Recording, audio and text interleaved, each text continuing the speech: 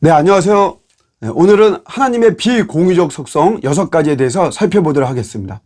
하나님 이름을 통해서 계시하신 것처럼 성품을 통해서도 하나님 어떤 분인지를 계시하셨습니다. 오늘 하나님의 속성을 통해서 우리 하나님은 어떠한 분인지를 간단하게 살펴보도록 하겠습니다.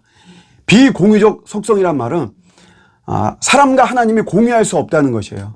그러니까 우리 피조물에게는 없는 그런 하나님의 속성을 비공유적 속성이다라고 이야기를 하고 있습니다. 6가지인데요. 첫 번째는 하나님의 자존성입니다.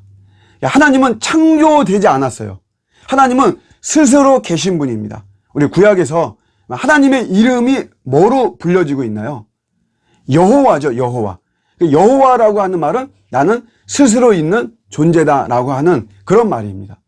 그래서 하나님은 어떤 일을 하실 때 누군가의 어떤 도움이 필요로 하지 않습니다. 하나님 스스로 계신 분이고 스스로 존재하시는 분이시기 때문에 그래서 어떤 선택과 결정에 있어서 하나님의 주권에 의해서 하나님은 행하시는 것이죠. 두 번째 속성은 하나님의 영원성입니다. 하나님은 존재하지 않은 적이 없으세요. 처음부터 끝까지 하나님은 다 존재하셨습니다. 알파와 오메가 우리가 그렇게 이야기를 하죠.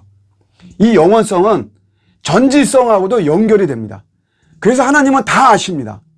영원부터 존재하지 않은 적이 없으셨기 때문에 우리가 영화를 보러 가도 중간에 보러 간 사람은 앞부분을 알 수가 없죠. 처음부터 본 사람은 사실은 다 알 수가 있는 것이에요.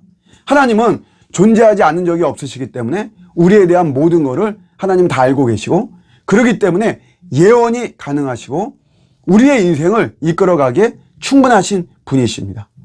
세 번째 속성은 하나님의 편재성이에요. 하나님의 안 계신 곳이 없습니다. 하나님은 모든 곳에 다 존재하시죠.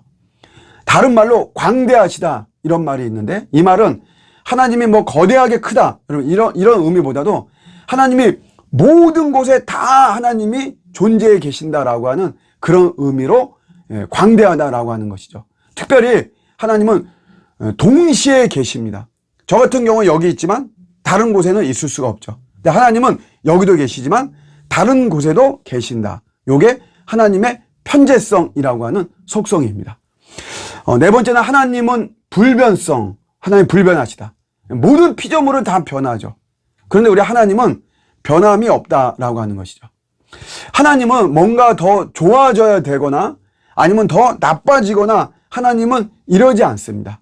하나님은 그야말로 하나님의 존재 그 자체가 계속해서 변함없이 계시는 것이죠.